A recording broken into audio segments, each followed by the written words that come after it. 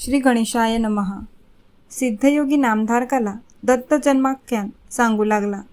तो म्हणाला, वत्सा, सृष्टीच्या उत्पत्तीपूर्वी सर्व जलमय होते.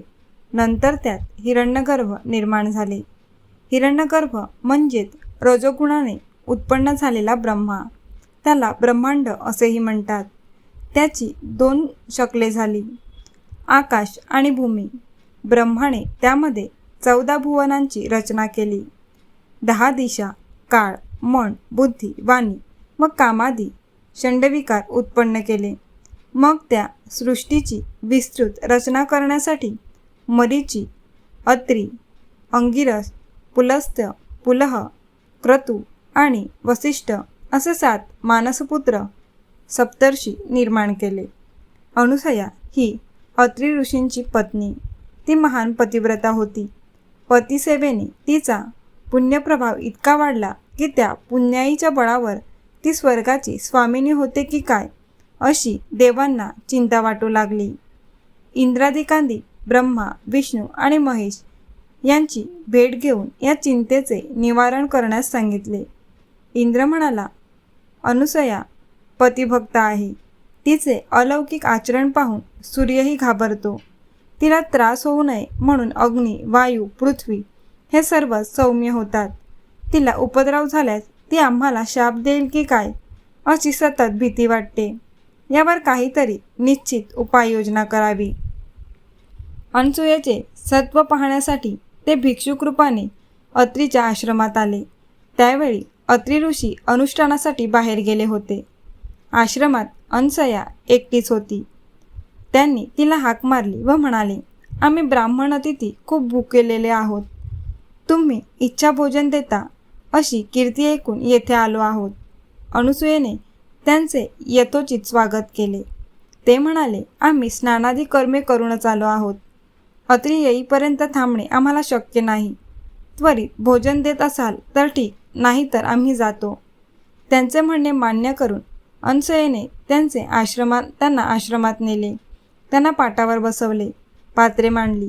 तेव्हा भिक्षुक म्हणाले, हे सती, आम्ही तुझ्या सौंदर्याची कीर्ती ऐकून येथे आलो आहोत. तुझ्या हाताच्या स्वयंपाकाची चव घ्यावी आणि तुझे विवस्त्र सौंदर्य पाहावे अशी आमची इच्छा आहे.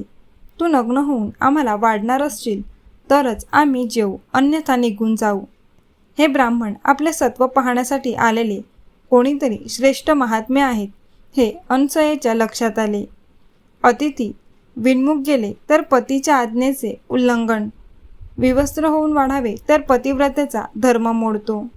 प्रसंग बिकट आहे, मार्ग तर काढायलाच पाहिजे. आज माझ्या पतीच्या तपश्चर्येचीच परीक्षा आहे. तेच माझे रक्षण करतील असा विचार करून तिने अतिथींच्या मागणीला होकार दिला. ती स्वयंपाकगृहात गेली.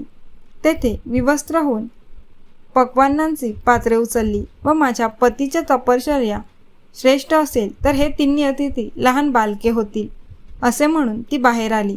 तर काय आश्चर्य, त्या भिक्षुकांची तान्ही बालके झाली. ती भुकेने व्याकुळ होऊन रडू लागली.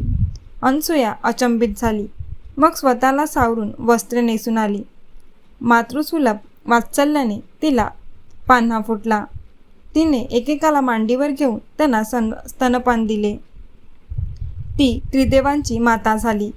तिने तिघांना न्हाऊमाखू घातले आणि पाळण्यात घालून निजविले. मध्यान्हसमयी अत्री आश्रमात परतले.